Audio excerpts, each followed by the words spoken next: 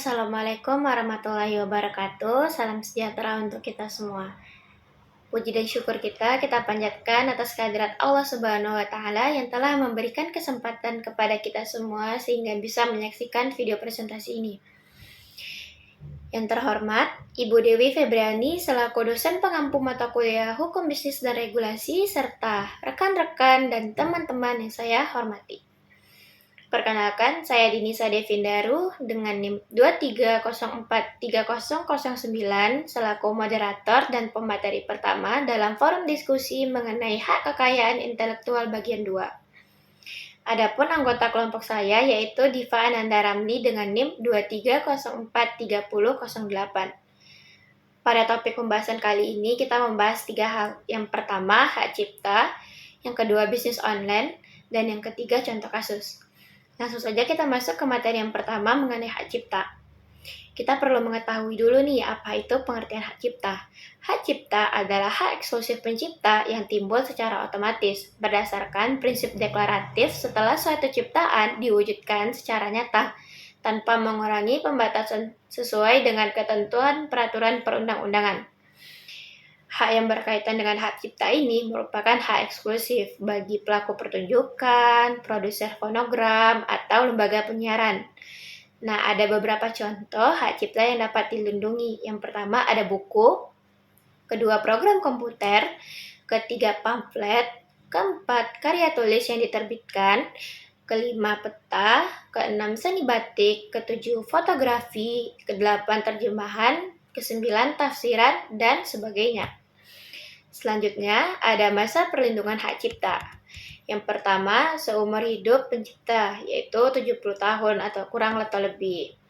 Terus, program komputer, 50 tahun sejak pertama kali dipublikasikan. Ketiga, pelaku sekitar 50 tahun sejak pertama kali dipertunjukkan. Keempat, produser rekaman 50 tahun sejak penciptaan difiksasikan.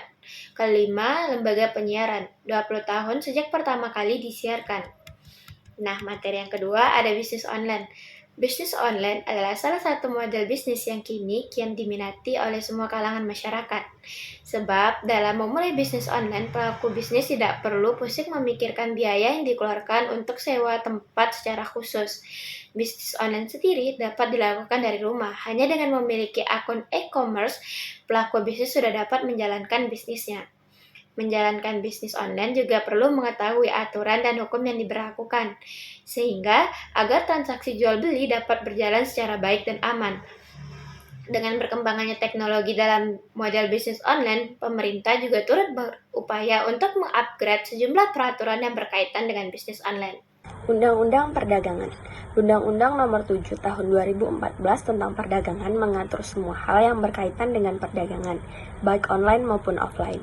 Bisnis online sendiri diatur dalam Pasal 65 Undang-Undang Nomor 7 Tahun 2014 tentang Perdagangan yang berbunyi, setiap pelaku usaha yang memperdagangkan barang atau jasa dengan menggunakan sistem elektronik wajib menyediakan data atau informasi secara lengkap dan benar.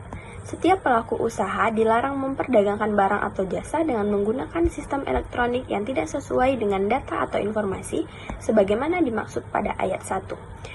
Penggunaan sistem elektronik sebagaimana dimaksud pada ayat 1 wajib memenuhi ketentuan yang diatur dalam Undang-Undang Informasi dan Transaksi Elektronik. Data atau informasi sebagaimana dimaksud pada ayat 1 paling sedikit memuat yang pertama itu identitas dan legalitas pelaku usaha sebagai produsen atau pelaku usaha distribusi. Kedua, persyaratan teknis barang yang ditawarkan. Dan yang ketiga itu harga dan cara pembayaran barang atau jasa dan cara penyerahan barang. Ketika terjadi sengketa terkait dengan transaksi dagang melalui sistem elektronik, orang atau badan usaha yang mengalami sengketa dapat menyelesaikan sengketa tersebut melalui pengadilan dan melalui mekanisme penyelesaian sengketa lainnya. Setiap pelaku usaha yang memperdagangkan barang dan jasa dengan menggunakan sistem elektronik yang tidak menyediakan data atau informasi secara lengkap dan benar sebagaimana dimaksud pada ayat 1, dikenai sanksi administratif berupa pencabutan izin.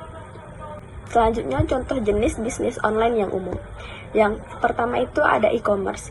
Bisnis online ini mencakup penjualan produk fisik dan digital melalui platform e-commerce seperti Amazon, eBoy, Tokopedia, Bukalapak, dan sebagainya. Kedua, layanan berlangganan. Bisnis ini menawarkan layanan berulang seperti streaming video atau Netflix, streaming musik atau Spotify, atau layanan berita berlangganan. Yang ketiga, jasa online. Freelance dan profesional independen sering menawarkan layanan mereka secara online seperti desain grafis, penulisan, pengembangan web, dan banyak lagi. Blogging dan konten. Membuat situs web atau blog yang berfokus pada topik tertentu dan menghasilkan pendapatan melalui iklan, sponsor, atau penjualan produk dan layanan terkait. Terakhir, permainan online. Perusahaan game menghasilkan pendapatan melalui penjualan game, mikrotransaksi, dan iklan permainan. Kasus pelanggaran hak cipta. Kasus pelanggaran hak cipta di Indonesia masih terbilang tinggi berdasarkan laporan Direktorat Jenderal Kekayaan Intelektual pada 2019 lalu. Jumlah aduan akan pelanggaran kekayaan intelektual berjumlah 41 pengaduan termasuk terkait hak cipta. Beberapa contoh kasus pelanggaran hak cipta di internet yang mudah ditemui antara lain, yang pertama ada kasus pelanggaran hak cipta buku berupa buku bajakan. Kedua, kasus pelanggaran hak cipta teknologi informasi berupa software retasan. Kasus pelanggaran hak cipta logo berupa penjiplakan logo. Kasus pelanggaran hak cipta karya sinematografi berupa cuplikan atau film bajakan. Dan terakhir itu, tahun lalu ada beberapa kasus pelanggaran hak cipta 2020 yang sempat menyita perhatian publik. Salah satu contoh kasus pelanggaran hak cipta di Indonesia dan penyelesaiannya adalah kasus penayangan konten televisi berbayar secara ilegal di sejumlah televisi kabel dan beberapa situs pribadi. Kasus ini terjadi di banyak wilayah dan telah ditangani oleh DJKI. Sekian video presentasi dari kami. Apabila ada salah kata dan kurangnya penyampaian materi, kami mohon maaf sebesar-besarnya. Saya selaku moderator pamit undur diri. Saya akhiri. Assalamualaikum warahmatullahi wabarakatuh.